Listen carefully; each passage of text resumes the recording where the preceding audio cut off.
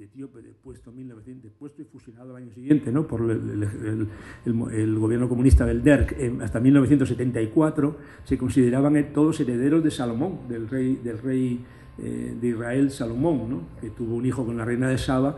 Por supuesto, esto no es cierto, ¿no?, porque hubo muchísimas interrupciones, prácticamente cada generación había una interrupción casi, pero ellos se consideraban herederos se consideraba Etiopía como la Israel africana, ¿no?, la tierra prometida africana, la Sión africana, ¿no?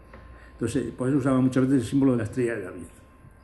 Bien, todo esto fue definido por la UNESCO como Patrimonio Mundial, Patrimonio Histórico de la Humanidad, ¿no? Aquí tenéis el estudio que hizo un arquitecto italiano, Sandro Angelini, en 1970, y la UNESCO definió esto, por eso digo que goza de la máxima protección a nivel mundial. El mismo Angelini hizo un plano donde están todos los palacios, el Palacio de Fasil, el de Yasu, el de Mentewab, el de Barcafa, la librería de Johannes, el Palacio de Yasu, de Johannes, de Yasu, etc. Y todo rodeado por un circuito de muralla bastante considerable. Y bueno, también hizo dibujos de todos los monumentos. Este es la elevación del plano, o sea, la planta vertical del Palacio de Fasilidas, ¿no? Son unos edificios impresionantes, muy poco conocidos en España, los conocen prácticamente los turistas que van allí, ¿no? Realmente no hay... y la cuestión está de dónde surgió esta arquitectura. Se ha discutido mucho de dónde surgió, ¿no?, porque surgió de la nada. De repente Fasilidas hizo este palacio que tenéis ahí. No había ningún palacio anterior igual, ¿no? Realmente no había con seguridad nada igual. Surgió un poco, es una arquitectura que surgió completamente de cero, por así decirlo. Entonces, cuando nosotros empezamos a investigar los restos jesuitas, en el año 2005-2006, bueno, pues los restos jesuitas son justo anteriores a Fasilidas. O sea, Fasilidas es el hijo de Susinios, y Susinios es el anterior rey de Etiopía, que se convirtió al catolicismo con los jesuitas. Se creó una guerra civil impresionante porque el monacato ortodoxo y el obispado ortodoxo no quería aceptar la obediencia de Roma, no querían renunciar a una serie de costumbres que tenían, como festejar el sábado, como la circuncisión, los bautizos repetidos, en fin, los ayunos, la creencia en que Cristo, para los monofisitas, los etíopes, el Cristo tiene una sola naturaleza, que es a la vez divina y humana, mientras que sabéis que para los católicos Cristo tiene una persona con dos naturalezas distintas. Bueno, esta cosa que parece un poco absurda hoy en día, pues ha dado origen durante siglos, como sabéis, a discusiones, a tremendas guerras, a herejías, a separaciones religiosas, a cismas impresionantes, ¿no? Y Etiopía siempre mantuvo esa idea original del monofisitismo, que era la idea de que Jesucristo tenía una sola naturaleza, ¿no?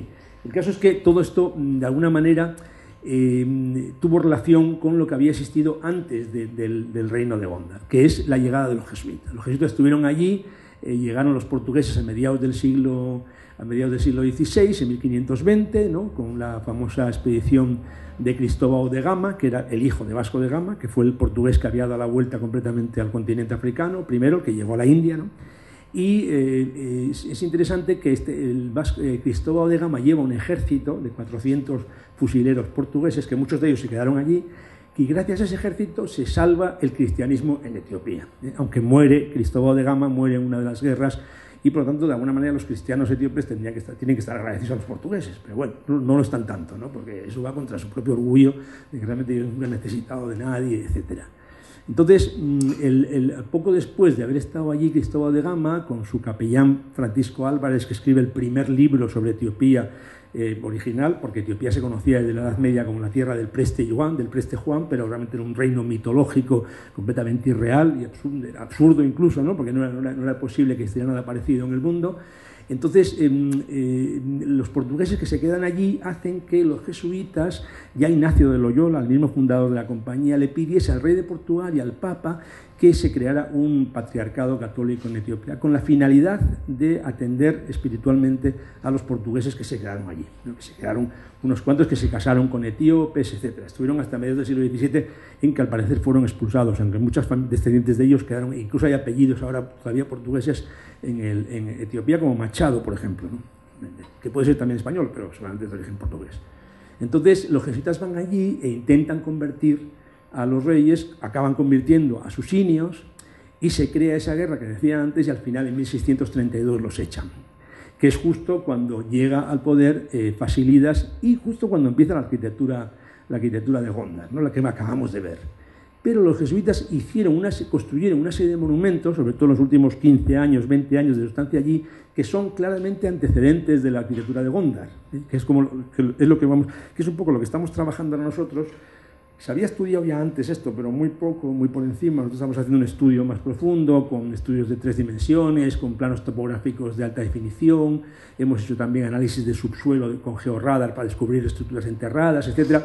Un poco para dar un empujón de conocimiento casi mundial a este periodo tan desconocido y tan importante para España y para Portugal, ¿no? ¿Qué es lo que vamos a ver ahora? Bueno, perdón, antes de pasar a los jesuitas, vale, perdón, se me ha olvidado.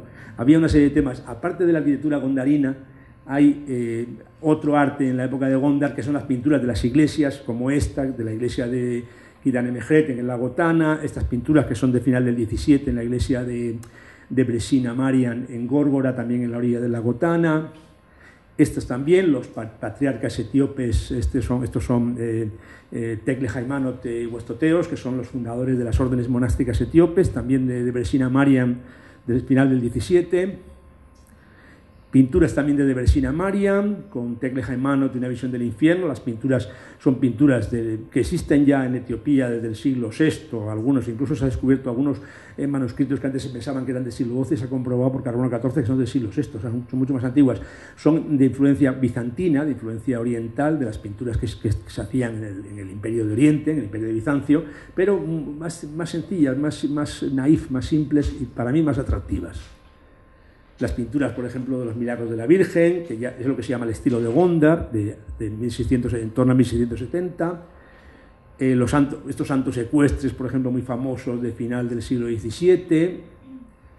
Bueno, y esto es un poco, aparte de la arquitectura, se me había olvidado que tenía unas diapositivas que las puse además en el último momento, para que vieras que no solamente la arquitectura en Gondar, sino también está todo el arte que aparece pintado en las iglesias y en los libros, en los famosos manuscritos, estos misales y estos Biblias que hay en todas las iglesias etíopes, que algunos de ellos ni siquiera se conocen, aunque hay un proyecto de escanearlos todos, pero hay muchísimos perdidos por las iglesias de Tigray, en las montañas, que son auténticas obras de arte, casi mejor que estén perdidas, porque si no alguien les va a llegar, les va a comprar y les va a llevar fuera, ¿no? Pero bueno. Bien, vamos a ver entonces qué hicieron los jesuitas.